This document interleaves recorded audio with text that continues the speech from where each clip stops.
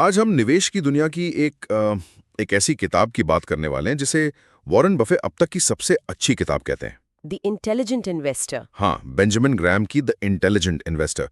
लेकिन देखिए, हमारा मकसद यहाँ कोई स्टॉक टिप्स देना नहीं है, बिल्कुल नहीं। बल्कि उस मानसिकता को समझना है जो समय की कसौटी पर खरी उतरी है।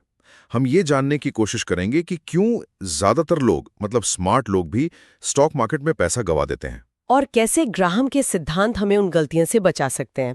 और यहाँ सबसे दिलचस्प बात मुझे लगता है ये है कि ग्राहम के लिए इंटेलिजेंट होने का मतलब ऊंचे आईक्यू से नहीं है। सही। उनके लिए इंटेलिजेंस का मतलब है एक भावनात्मक अनुशासन, एक चरित्र जो आपको भीड़ के साथ बहकने से रोकता है।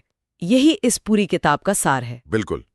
तो इसी मानसिकता को समझने के लिए आज हम ग्राहम के कुछ सबसे शक्तिशाली विचारों पर गौर करेंगे। अच्छा। सबसे पहले तो एक निवेशक और सट्टेबाज के बीच की वो बारीक लेकिन बहुत जरूरी लकीर। हाँ, वो बहुत जरूरी है। फिर हम मिलेंगे मिस्टर मार्केट से, जो बाजार के पागलपन को समझने का एक शानदार तरीका है। और आखिर में हम ग्राहम के सबसे जरूरी सिद्धांत, मार्जिन ऑफ सेफ्टी, यानी सुरक्षा के मार्जिन को समझेंगे। चलिए शुरू करते हैं। तो सबसे बुनियादी सवाल से शुरू करते हैं। आज के जमाने में कोई भी जो एक डीमैट अकाउंट खोल देता है, वो खुद को इन्वेस्टर कहने लगता है। हाँ, ये एक ट्रेंड सा बन गया है। लेकिन ग्राहम इस बात को लेकर बहुत सख्त थे। वो कहते हैं कि ज्यादातर लोग असल में निवेश नहीं, सट्टेबाजी कर रहे होते हैं। हाँ, और वो इसे साफ करने के लिए निवेश की एक बहुत स्पष्ट परिभाषा देती हैं।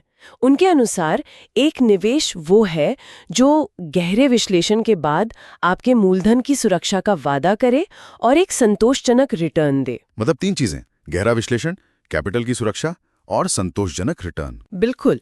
अगर इन 3 में से एक भी चीज गायब है तो आप निवेश नहीं कर रहे, आप सट्टेबाजी कर रहे हैं। और ये सिर्फ कोई थ्योरी नहीं है ना, ग्राहम ने इसे अपनी जिंदगी में बहुत कड़वे तरीके से सीखा था। वो सावोल्ट टायर कंपनी की कहानी है। अरे हाँ, 1919 में उन्होंने सावोल्ट टायर के शेयरों में पैसा लगाया और सिर्फ एक ही दिन में 250% का रिटर्न कमाया। 250%? कोई भी इसे एक जबरदस्त जीत मानेगा। बिल्कुल। लेकिन कुछ ही महीनों बाद पता चला कि वो कंपनी एक फ्रॉड थी और उनके सारे शेयर रातों रात बेकार हो गए। वहीं उन्हें समझ आया कि सिर्फ कीमत के ऊपर जाने की उम्मीद में पैसा लगाना वो सट्टेबाजी है और वो बहुत खतरनाक हो सकती है। ये तो आज के दौर में और भी ज्यादा सच लगता है, खासकर जब हम कुछ मीम स्टॉक्स या कुछ क्रिप्टो करेंसीज का क्रेज देखते हैं। बिल्कुल सही। जहां लोग बिना किसी विश्लेषण के सिर्फ इसलिए खरीद रहे हैं क्योंकि उन्हें लगता है कि कीमत ऊपर जाएगी। और यहीं से मुझे लगता है इंटेलिजेंट इन्वेस्टर का विचार आता है। हाँ, कि ये बुद्धिमत्ता दिमाग की नहीं बल्कि चरित्र की है। इसका मतलब है धैर्य रखना, अनुशासित रहना और सबसे जरूरी अपनी भावनाओं पर काबू रखना। मतलब आपको रॉकेट साइंटिस्ट होने की जरूरत नहीं है। नहीं, लेकिन आपको अपने अंदर के लालच और डर को काबू में रखना होगा। इस बात को लेकर इतिहास में एक बहुत दिलचस्प पल भी आया था 2000 के दशक की शुरुआत में, .com बुलबुले के टाइम पर। हाँ, जब सब पागल हो गए थे। तब कई एक्सपर्ट्स ने ग्राहम के सिद्धांतों का मजाक उड़ाना शुरू कर दिया था। उन्हें पुराना और आउटडेटेड कहा गया। हाँ, मुझे याद है एक मशहूर फंड मैनेजर ने तो पब्लिकली कहा था, अगर हम ग्राहम और डॉट की सिखाई बातों पर चलते तो आज हमारे पास एक पैसा भी नहीं होता। क्योंकि उस वक्त तो हर कोई टेक स्टॉक्स में अंधाधुंध पैसा लगा रहा था। और ग्राहम के सिद्धांत जैसे कि कंपनी की असली कीमत देखना, सुरक्षा का मार्जिन रखना, उन्हें पैसा बनाने से रोक रहे थे। और फिर हम सब जानते हैं कि क्या हुआ। बुलबुला फूटा और जिन लोगों ने ग्राहम का मजाक उड़ाया था उन्होंने अपने निवेशकों का 80 से 90% पैसा डुबो दिया। वाह। यह ग्राहम के इस सिद्धांत को साबित करता है कि जब बाजार में हर कोई हद से ज्यादा आशावादी हो तो खतरा सबसे ज्यादा होता है। उनका एक मशहूर कोट है, निराशावादियों से खरीदें और आशावादियों को बेचें। ठीक है, तो अगर बाजार इतना मूडी और तरकीन हो सकता है तो फिर कोई इसमें पैसा लगाकर सुरक्षित कैसे महसूस कर सकता है? अच्छा सवाल है। मुझे लगता है कि ग्राहम का सबसे प्रसिद्ध विचार मिस्टर मार्केट की कहानी यहीं काम आती है। हाँ, ये एक शानदार मिसाल है जो बाजार के स्वभाव को पूरी तरह से समझा देती है। तो ये मिस्टर मार्केट है कौन? कल्पना कीजिए कि आपका एक बिजनेस पार्टनर है जिसका नाम है मिस्टर मार्केट। अब ये पार्टनर मतलब बहुत ही मूडी है। वो हर दिन आपके ऑफिस आता है और आपके बिजनेस में हिस्सेदारी के लिए कीमत बताता है। ओके। कुछ दिन वो बहुत ज्यादा खुश और उत्साहित होता है और आपके हिस्से के लिए एक बेतुकी बहुत ऊंची कीमत लगाता है। और कुछ दिन वो बहुत डरा हुआ और निराश होता है। और उन्हीं हिस्सों को बहुत कम कौड़ियों के दाम पर आपको बेचने के लिए तैयार हो जाता है। एक समझदार निवेशक को क्या करना चाहिए? उसे मिस्टर मार्केट के मूड का फायदा उठाना चाहिए, ना कि उसके साथ बह जाना चाहिए।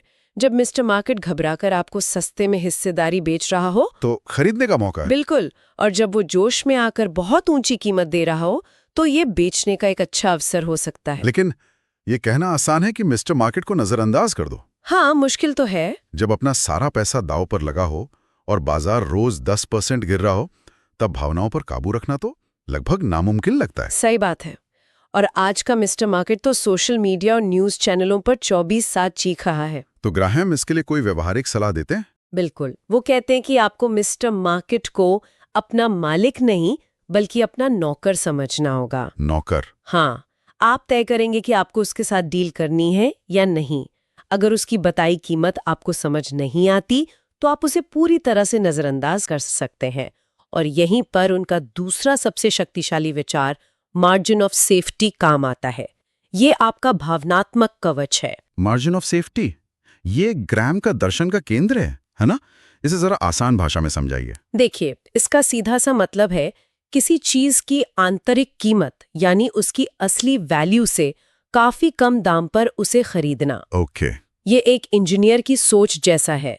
अगर एक इंजीनियर को एक पुल बनाना है जो 10,000 टन का वजन झेल सके तो वो उसे ठीक 10,000 टन के लिए डिजाइन नहीं करेगा। नहीं, वो उससे ज्यादा के लिए डिजाइन करेगा। हाँ, वो उसे शायद 20,000 या 30,000 टन के लिए डिजाइन करेगा।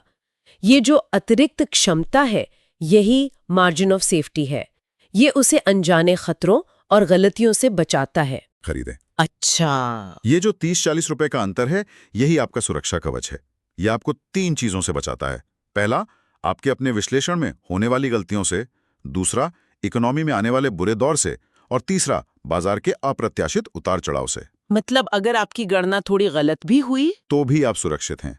मान लीजिए कंपनी की असली कीमत 100 नहीं बल्कि 80 रुपए निकली, तब भी आपने उसे 60 रुपए में खरीदा है, तो आप फायदे में हैं। इसका कोई असल उदाहरण है जहां ग्राहम ने खुद इसका इस्तेमाल किया हो? हाँ, एक क्लासिक उदाहरण है नॉर्दर्न पाइपलाइन को का। 1925 में ग्राहम ने इस कंपनी पर रिसर्च की। उस वक्त इसका शेयर $65 पर ट्रेड हो रहा था। ठीक है, लेकिन जब ग्राहम ने कंपनी की बैलेंस शीट को खोदा तो उन्होंने पाया कि कंपनी के पास कम से कम $80 प्रति शेयर के बराबर तो सिर्फ हाई क्वालिटी बॉन्ड्स ही थे। क्या मतलब आप $65 देकर एक ऐसी कंपनी खरीद रहे थे जिसके पर्स में ही $80 कैश और बॉन्ड्स पड़े थे? बिल्कुल, और कंपनी के पाइपलाइन जैसे बाकी सारे बिजनेस तो आपको मुफ्त में मिल रहे थे। वाह, ये तो जबरदस्त मार्जिन ऑफ सेफ्टी है ना? उन्होंने तुरंत शेयर खरीदे और 3 साल बाद $110 प्रति शेयर पर बेचकर शानदार मुनाफा कमाया। यही वैल्यू इन्वेस्टिंग का सार है, $1 की चीज को 50 सेंट में खरीदना। ठीक है, तो ये सिद्धांत सुनने में तो बहुत शक्तिशाली लगते हैं, लेकिन एक आम इंसान इन्हें अपनी रोजमर्रा की निवेश यात्रा में कैसे लागू कर सकता है?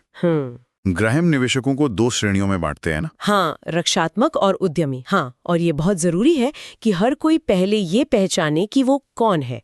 ये आपके स्वभाव, आपके पास उपलब्ध समय और आपकी रुचि पर निर्भर करता है। तो पहले रक्षात्मक निवेशक की बात करते हैं। ये कौन है? ये वो इंसान है जिसका मुख्य लक्ष्य गंभीर गलतियों और नुकसान से बचना है और जिसे ज्यादा रिसर्च या मेहनत नहीं करनी। तो उसके लिए क्या नियम है? ग्राहम कुछ सरल और असरदार नियम सुझाते हैं। पहला, बॉन्ड्स और स्टॉक्स के बीच एक संतुलित पोर्टफोलियो बनाएं, जैसे 50-50। ठीक है। दूसरा, सिर्फ बड़ी प्रतिष्ठित और आर्थिक रूप से मजबूत कंपनियों के शेयरों में ही निवेश करें। तीसरा, पर्याप्त डाइवर्सिफिकेशन करें, मतलब कम से कम 10-30 अलग-अलग शेयरों में पैसा लगाएं। और चौथा, डॉलर कॉस्ट एवरेजिंग। हाँ, डॉलर कॉस्ट एवरेजिंग का पालन करें। यानी हर महीने या हर तिमाही एक निश्चित राशि का निवेश करते रहना, चाहे बाजार ऊपर हो या नीचे। किताब में इसका एक बहुत ही दिलचस्प उदाहरण है। हाँ, वो 1929 वाला। अमेरिकी बाजार के इतिहास के सबसे बड़े क्रैश से ठीक पहले एक बड़े उद्योगपति जॉन जे रास्कोब ने कहा था कि हर महीने सिर्फ $15 का निवेश करके कोई भी 20 साल में $80,000 बना सकता है, जो कि बहुत ज्यादा आशावादी अनुमान था। बिल्कुल। और असल में क्या हुआ? ग्राहम ने बाद में गणना की कि अगर किसी ने रास्कोफ की सलाह मानकर बाजार के बिल्कुल शिखर पर निवेश शुरू किया होता और फिर महामंदी का पूरा दौर झेला होता, तो 20 साल बाद उसके 80,000 नहीं बल्कि सिर्फ $8,500 बने होते। जो पहली नजर में निराशाजनक लगता है। हाँ, लेकिन असल में ये एक जबरदस्त नतीजा था। क्योंकि इतिहास के सबसे बुरे समय पर निवेश शुरू करने के बावजूद उस निवेशक को सालाना 8% से बेहतर रिटर्न मिला। ये डॉलर कॉस्ट एवरेजिंग की ताकत है। ये आपको खराब टाइमिंग की गलती से बचाती है। बिल्कुल। ये तो हुई रक्षात्मक निवेशक की बात। अब उद्यमी निवेशक कौन है? उद्यमी निवेशक वो है जो औसत से बेहतर रिटर्न कमाना चाहता है और इसके लिए ज्यादा समय और मेहनत करने को तैयार है। तो उसे क्या करना होता है? उसे एक मार्केट एनालिस्ट की तरह नहीं बल्कि एक बिजनेसमैन की तरह सोचना होता है। वो लोकप्रिय ग्रोथ स्टॉक्स के पीछे नहीं भागता, बल्कि उन कंपनियों की तलाश करता है जो उपेक्षित है, जिन्हें बाजार नजरअंदाज कर रहा है और जो अपनी आंतरिक कीमत से काफी कम पर बिक रही हैं। लेकिन सुनने में तो ये बहुत अच्छा लगता है, पर क्या आज के दौर में जहां इतनी सारी जानकारी है, सच में कोई उपेक्षित कंपनी ढूंढ पाना मुमकिन है? ये बहुत वैलिड सवाल है और ग्रैहम खुद चेतावनी देते हैं कि ये रास्ता बहुत मुश्किल है। इसके लिए गहरी समझ, स्वतंत्र विश्लेषण और जबरदस्त धैर्य की जरूरत होती है। मतलब ये कोई पार्ट टाइम काम नहीं है? बिल्कुल नहीं। आपको उन जगहों पर देखना होगा जहां दूसरे नहीं देख रहे। हो सकता है कोई कंपनी किसी अस्थायी समस्या से गुजर रही हो या वो एक बोरिंग इंडस्ट्री में हो।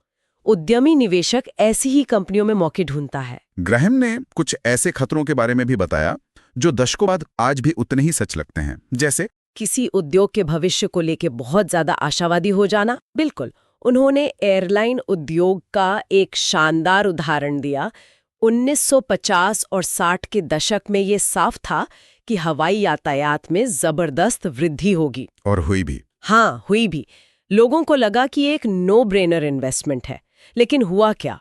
बढ़ती प्रतिस्पर्धा, लेबर यूनियन की समस्याएं, तेल की कीमतों का उतार चढ़ाव, इन सब वजहों से इस पूरे उद्योग ने मिलकर निवेशकों के लिए पैसा नहीं बनाया बल्कि गंवाया। तो सीख ये है कि किसी बिजनेस की स्पष्ट वृद्धि का मतलब हमेशा निवेशकों के लिए स्पष्ट मुनाफा नहीं होता। एकदम सही। ये आज के दौर में भी बहुत बड़ी सीख है। और इसी तरह उन्होंने हमेशा तेजी वाले बाजार के दौरान नए आईपीओ से दूर रहने की सलाह दी। आईपीओ से? हाँ, किताब के बाद के संस्करणों में इसके कई उदाहरण हैं। ई-टॉयज का आईपीओ इसका एक सटीक उदाहरण है। कंपनी हर डॉलर की बिक्री पर $2 खर्च कर रही थी, मतलब भारी घाटे में थी। फिर भी .com बुलबुले के दौरान बाजार में उसका मूल्यांकन अरबों डॉलर तक पहुंच गया और अंत में दिवालिया हो गई।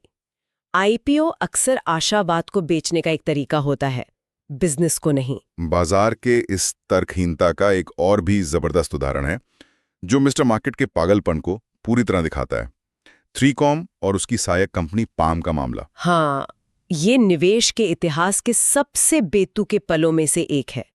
मार्च 2000 में 3Com ने अपनी सहायक कंपनी पाम का आईपीओ निकाला, लेकिन एक अजीब स्थिति पैदा हुई। क्या हुआ? बाजार ने अकेले पाम का मूल्यांकन उसकी पेरेंट कंपनी 3Com के कुल मूल्यांकन से कहीं ज्यादा कर दिया। एक मिनट, मतलब अगर पाम की वैल्यू $50 बिलियन थी तो पूरी 3Com कंपनी, जिसके पास पाम के अलावा और भी कई बड़े बिजनेस थे, उसकी वैल्यू शायद $30 बिलियन थी। हाँ, इसका मतलब ये था कि बाजार 3Com के बाकी सभी व्यवसायों को न केवल बेकार बल्कि नेगेटिव $20 बिलियन का मान रहा था। ये तो बिल्कुल बेतुका है ना?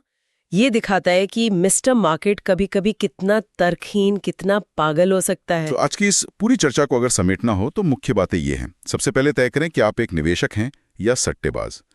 दूसरा, हमेशा मार्जिन ऑफ सेफ्टी की मांग करें, सबसे जरूरी। तीसरा, मिस्टर मार्केट को अपना नौकर समझें, मालिक नहीं, और उसके मूड का फायदा उठाएं।